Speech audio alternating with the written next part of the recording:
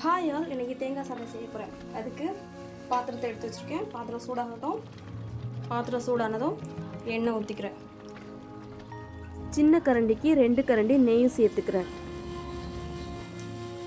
பட்டை, ஏலக்காய், கிராம்பு எடுத்து வச்சுருக்கேன். இது அப்படியே சேர்த்துக்கலாம்.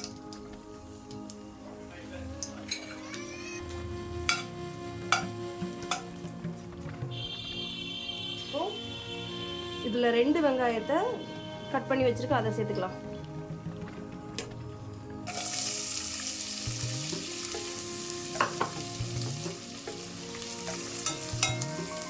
கொஞ்சமாக சால்ட்டு சேர்த்தோம்னா சீக்கிரமாக வதங்கும்.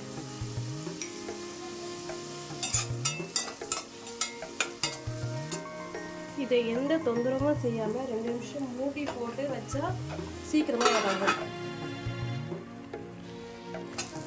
வெங்காயம் நல்லா வதங்கிடுச்சு.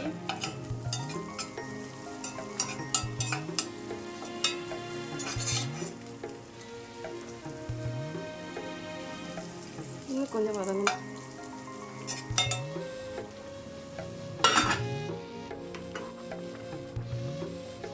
இன்னும் கொஞ்சம் வதங்கிட்டோம். லேசாக செவக்கணும் வெங்காயம். காரத்துக்கு 2 பச்சை மிளகா,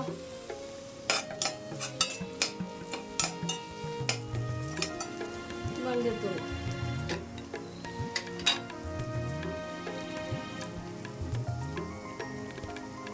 நான் கொஞ்சமாக இந்த எண்ணெயில் மஞ்சள்தூள் சேர்க்குறேன். அப்போ தான் லைட்டாக கலர் கிடைக்கும்.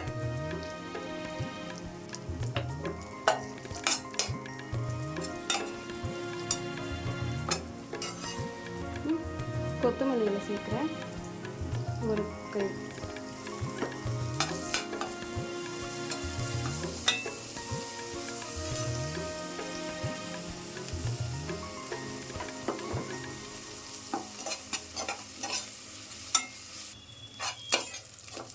அப்புறம் புதினா இலை கொஞ்சம் சேர்க்குறேன்.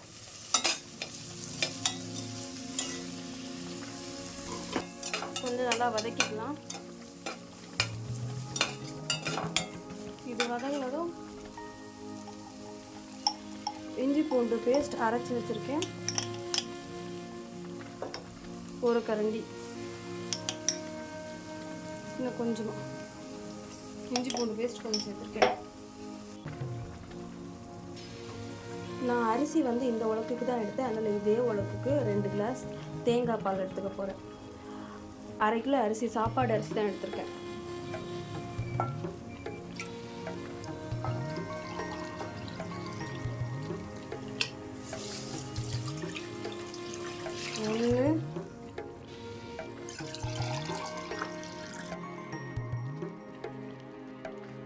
நான் சாப்பாடு அரிசி எடுத்துருக்கிறதுனால 1 கிளாஸ் சாப்பாடு அரிசிக்கு 3 கிளாஸ் தேங்காய் பால் சேர்த்துக்க போகிறேன். அப்போ தான் அது வெந்து வர்றதுக்கு கரெக்டாக இருக்கும்.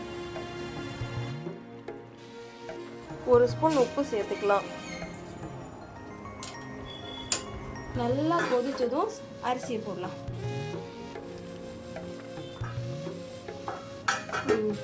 தண்ணி நல்லா கொதிச்சிச்சு. இப்போ அரிசி சேர்த்துக்கலாம்.